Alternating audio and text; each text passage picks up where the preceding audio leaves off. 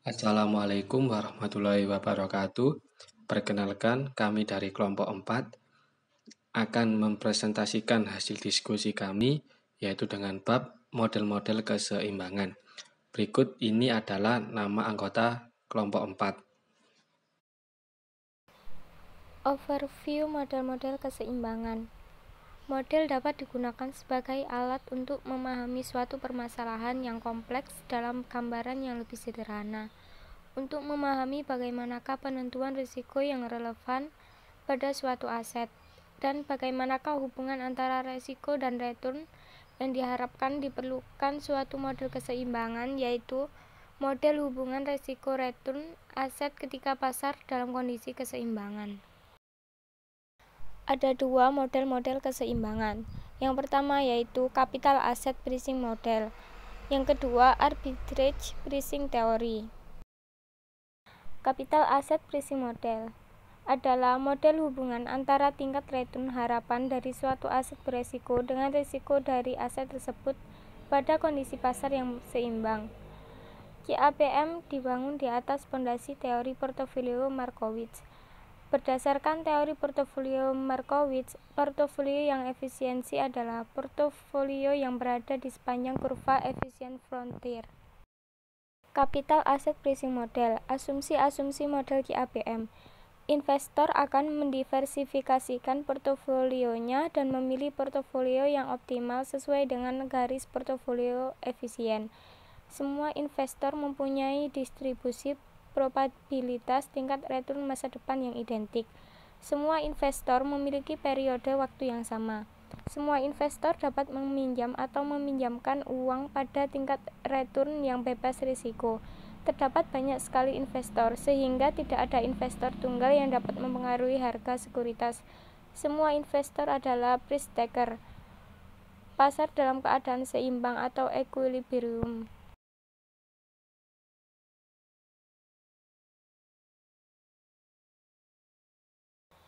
Portofolio pasar. Pada kondisi pasar yang seimbang, semua investor akan memilih portofolio pasar atau portofolio optimal yang berada di sepanjang kurva efisiensi frontier. Berikut adalah kurva yang menunjukkan portofolio yang efisiensi dan portofolio yang optimal. Dalam kondisi pasar yang seimbang, semua investor akan memilih portofolio pada titik M sebagai portofolio yang optimal atau terdiri dari aset-aset beresiko. Kemudian portofolio pasar. Portofolio pada titik M dalam kurung portofolio pasar akan selalu terdiri dari semua aset beresiko dan merupakan portofolio aset beresiko yang optimal. Dengan demikian, risiko portofolio pasar hanya terdiri dari risiko sistematis atau dalam kurung risiko yang tidak dapat dihilangkan oleh diversifikasi. Secara umum, portofolio pasar dapat diproksi dengan nilai indeks pasar seperti IHSG atau LQ45 untuk kasus di Indonesia. Garis pasar modal. Garis pasar modal menggambarkan hubungan antara return harapan dengan risiko total dari portofolio efisien pada pasar yang seimbang. Jika kurva efisien frontier pada gambar 6.1 dihilangkan dan titik M sebagai portofolio aset berisiko yang optimal diambil, maka kita akan mendapatkan garis RFL yang merupakan garis pasar modal dalam kurung CML seperti disajikan pada gambar 6.2. Nah, ini adalah garis pasar modal 6.2 CML. Bisa diperhatikan sebentar untuk garisnya dan bentuk grafiknya seperti apa. Slope CML. Kemiringan slope CML menunjukkan harga pasar risiko atau market price of risk untuk portofolio yang efisien atau harga keseimbangan risiko di pasar. Slope CML dapat dihitung dengan ini adalah contoh rumusnya. Silakan dipahami untuk rumusnya. Kemudian slope CML mengindikasikan tambahan return yang disyaratkan pasar untuk setiap 1% kenaikan risiko portofolio. Kemudian contoh soal slope CML. Dalam kondisi pasar yang seimbang, returnnya diharapkan pada portofolio pasar adalah 15% dengan deviasi standar sebesar 20%, tingkat return bebas risiko sebesar 8%.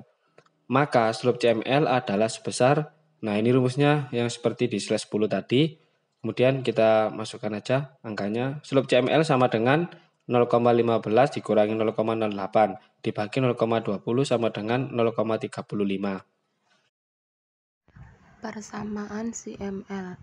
Dengan mengetahui slope CML dan garis intercept RF, maka kita dapat membentuk persamaan CML menjadi E dalam kurung RP sama dengan RF ditambah E dalam kurung RM dikurangi RF per sigma M dikali sigma P. Dalam hal ini ERP sama dengan tingkat retur yang diharapkan untuk suatu portofolio yang efisien pada CML. RF sama dengan tingkat retur pada aset yang bebas yang beresiko. ERM sama dengan tingkat retur portofolio pasar atau M. Sigma M sama dengan deviasi standar retur pada portofolio pasar. Sigma P sama dengan deviasi standar portofolio efisien yang ditentukan. Penjelasan mengenai CML. Garis pasar modal terdiri dari portofolio efisien yang merupakan kombinasi dari aset berisiko dan aset bebas berisiko. Portofolio M merupakan portofolio yang terdiri dari aset berisiko atau disebut dengan portofolio pasar. Sedangkan titik RF merupakan pilihan aset bebas berisiko. Kombinasi atau titik portofolio di sepanjang garis RF sampai dengan M merupakan portofolio yang efisien bagi investor. Slope CML akan cenderung positif karena adanya asumsi bahwa investor bersifat risk averse. Artinya, investor hanya akan mau berinvestasi pada aset yang berisiko jika mendapatkan kompensasi berupa retur harapan yang lebih tinggi. Berdasarkan data historis, adanya resiko akibat perbedaan retur aktual dan retur harapan bisa menyebabkan slope CML yang negatif. Garis pasar sekuritas. Garis pasar sekuritas adalah garis hubungan antara tingkat retur harapan dari suatu sekuritas dengan resiko sistematis atau beta. SML dapat digunakan untuk menilai keuntungan suatu aset individual pada kondisi pasar yang seimbang. Sedangkan CML dapat dinilai untuk menilai tingkat retur harapan dari suatu portofolio yang efisien pada suatu tingkat resiko tertentu. Formula untuk mendapatkan E dalam kurung R dari suatu sekuritas menurut model SML adalah E dalam kurung RI sama dengan RF plus beta I dalam kurung ERM min RF. Garis pasar sekuritas atau SML adalah garis yang menghubungkan tingkat retur harapan dari suatu sekuritas dengan resiko sistematis atau beta. SML digunakan untuk menilai sekuritas secara individual pada kondisi pasar yang seimbang, yaitu menilai retur yang diharapkan dari suatu sekuritas individual pada tingkat suatu resiko sistematis tertentu atau beta. Sedangkan CML bisa digunakan untuk menilai tingkat retur diharapkan dari suatu portofolio yang efisien pada suatu tingkat resiko portofolio efisien tertentu. Bisa dilihat pada gambar 6.3. Resiko sekuritas ditunjukkan oleh beta yang menunjukkan sensitivitas retur sekuritas terhadap perubahan retur pasar. Retur sekuritas yang diisyaratkan berdasarkan hubungan tingkat retur dengan beta, maka komponen penyusun record rate of return terdiri dari tingkat retur bebas resiko dan premi resiko. Secara matematis, hubungan tersebut dapat digambarkan sebagai KI sama dengan tingkat risiko aset bebas risiko ditambah premi risiko sekuritas. Dalam hal ini, dapat dirumuskan RF ditambah beta I dalam kurung ERM dikurangi RF. KI sama dengan tingkat return yang disyaratkan investor pada sekuritas I. ERM sama dengan return portofolio pasar yang diharapkan. Beta I sama dengan koefisien beta sekuritas I. RF sama dengan tingkat return bebas risiko. Return sekuritas yang disyaratkan. Contoh soal. Diasumsikan beta saham PT Gudang Garam adalah 0,5 dan tingkat return bebas risiko atau RF adalah 1,5%. Tingkat return pasar diharapkan diasumsikan sebesar 2%. Dengan demikian, maka tingkat keuntungan yang disyaratkan investor untuk saham PT Gudang Garam adalah sama dengan RF ditambah beta I dalam kurung ERM dikurangi RF sama dengan 0,015 ditambah 0,5 dikali 0,02 dikurangi 0,015 sama dengan 1,75%. Slide selanjutnya adalah sekuritas yang undervalued or overvalued. Gambar di samping ini adalah gambar 6.4 menunjukkan penilaian sekuritas yang undervalued atau overvalued dengan menggunakan SML. Bisa dilihat dan dipahami. Selanjutnya menjelaskan sekuritas yang undervalued or overvalued. Yang pertama, secara teoritis, harga sekuritas seharusnya berada pada SML karena titik-titik pada SML menunjukkan tingkat return harapan pada suatu tingkat risiko sistematis tertentu. Yang kedua, jika tingkat return harapan tidak berada pada SML, maka sekuritas tersebut undervalued atau overvalued. Yang ketiga, pada gambar 6.4 terlihat bahwa sekuritas A terletak di atas SML dan dinilai sebagai sekuritas yang ternilai rendah atau undervalued karena tingkat return harapan ERA lebih dari return yang disyaratkan investor atau ERA. Selanjutnya adalah contoh penggunaan CAPM. Yang pertama, anggap tingkat return bebas risiko adalah 10%. Return harapan pasar adalah 18%. Jika saham YOY mempunyai beta 0,8, berapakah return disyaratkan berdasarkan CAPM? KI sama dengan 10% ditambah 0,8 dikali 18% dikurangi 10% sama dengan 16,4%.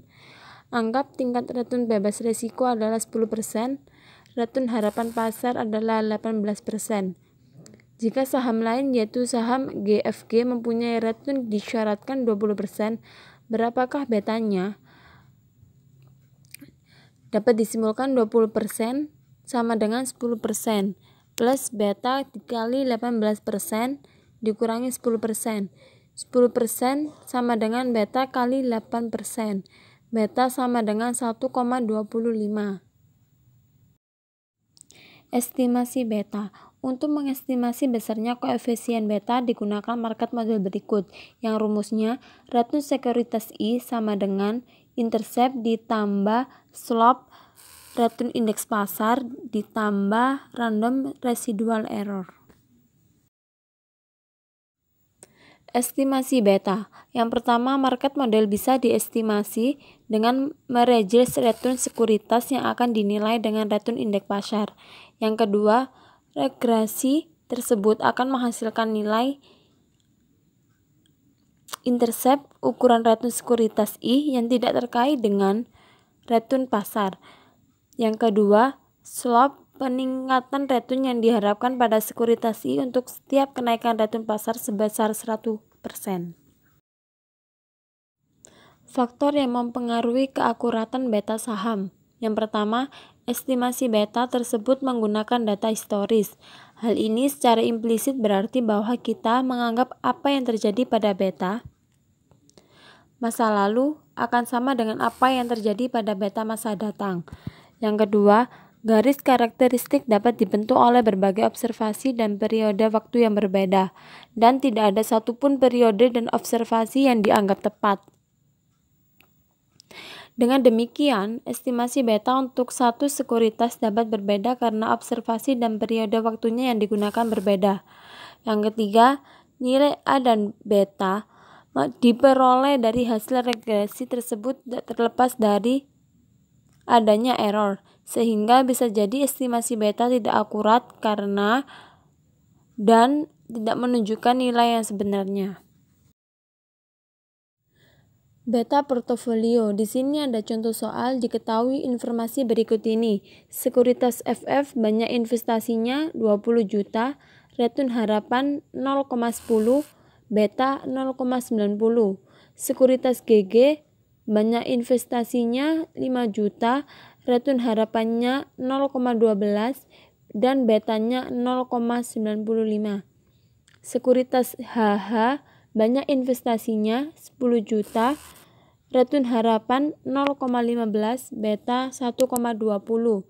Sekuritas II banyaknya investasi adalah 15 juta, return harapannya 0,17, betanya 1,30. Ini dari soalnya. Tentukan return harapan dan risiko suatu portofolio terdiri dari 4 saham, yaitu FF, GG, HH, II. Beta portofolio. Bobot portofolio dihitung terlebih dahulu. Jumlah dana yang diinvestasi adalah 50 juta, maka sebanyak 20 juta dibagi 50 juta sama dengan 40%. Diinvestasi pada FF dengan cara yang sama, dana yang diinvestasi pada GG, HH, dan II secara berurutan sebesar 10%, 20%, dan 30%. Return harapan portofolio RP sama dengan 0,4, 0,10 ditambah 0,1, 0,12 ditambah 0,2, 0,15 ditambah 0,3, 0,17 sama dengan 0,133 atau 13,3%. Beta 0,4 sama dengan BFF ditambah 0,1 BGG ditambah 0,2 BHH ditambah 0,3 BII sama dengan 0,4, 0,9 ditambah 0,1, 0,95 ditambah 0,2, 1,2 ditambah 0,3, 0,13 sama dengan 1,085. Pengujian CAPM. Kesimpulan yang bisa diambil dari penjelasan mengenai CAPM adalah 1. Risiko dan return berhubungan positif. Artinya, semakin besar risiko maka semakin besar pula returnnya. 2. Ukuran risiko sekuritas yang relevan adalah ukuran kontribusi risiko sekuritas terhadap risiko portofolio. Ini ada cara pengujian CAPM. Pengujian CAPM dapat menggunakan persamaan berikut. Rata-rata sama dengan A1 ditambah A2 estimasi beta untuk sekuritas I. Dalam hal ini, jika CAPM valid maka nilai A1 akan mendekati nilai rata-rata return bebas risiko selama periode pengujian, dan nilai A2 akan mendekati rata-rata premi risiko pasar selama periode tersebut. Teori penetapan harga arbitrasi. Yang pertama, salah satu alternatif model keseimbangan selain CAPM adalah Arbitrage Pricing Theory atau APT. Yang kedua, estimasi return harapan dari suatu sekuritas dengan menggunakan APT tidak terlalu dipengaruhi portofolio pasar seperti hanya dalam CAPM. Yang ketiga, pada APT, return sekuritas tidak hanya dipengaruhi oleh portofolio pasar karena ada asumsi bahwa return harapan dari suatu sekuritas bisa dipengaruhi oleh beberapa sumber risiko yang lainnya. Yang keempat, APT didasari oleh pandangan bahwa return harapan untuk suatu sekuritas dipengaruhi oleh beberapa faktor risiko yang menunjukkan kondisi perekonomian secara umum. Ini adalah model APT. APT berasumsi bahwa investor percaya bahwa return sekuritas akan ditentukan oleh sebuah model faktorial dengan n faktor resiko, sehingga tingkat return aktual sekuritas I sama dengan return harapan untuk sekuritas I ditambah sensitivitas sekuritas I terhadap faktor I yang pertama dan deviasi faktor sistematis F dari nilai harapannya ditambah sensitivitas sekuritas I terhadap faktor I yang kedua dengan deviasi faktor sistematis F dari nilai harapannya yang kedua ditambah titik-titik ditambah sensitivitas sekuritas I terhadap faktor I N deviasi faktor sistematis F dari nilai harapannya N ditambah random error.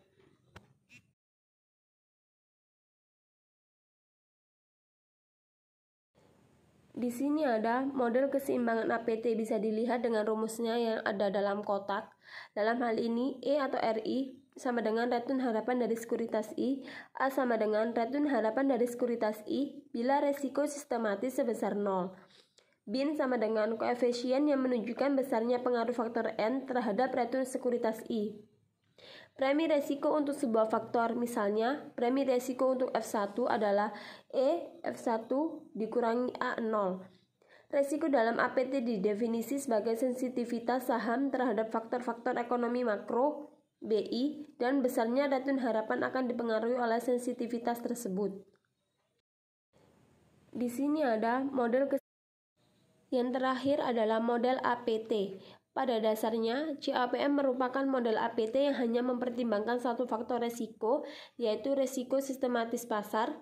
Dan yang kedua, dalam penerapan model APT, berbagai faktor resiko bisa dimasukkan sebagai faktor resiko. Faktor yang mempengaruhi return sekuritas yaitu 1. Perubahan tingkat inflasi, 2. Perubahan produksi industri yang tidak diantisipasi, 3. Perubahan premi risk default yang tidak diantisipasi. 4. Perubahan struktur tingkat suku bunga yang tidak diantisipasi. Terima kasih atas perhatiannya. Mohon maaf jika ada kekurangan materi yang kami sampaikan dan adanya salah kata.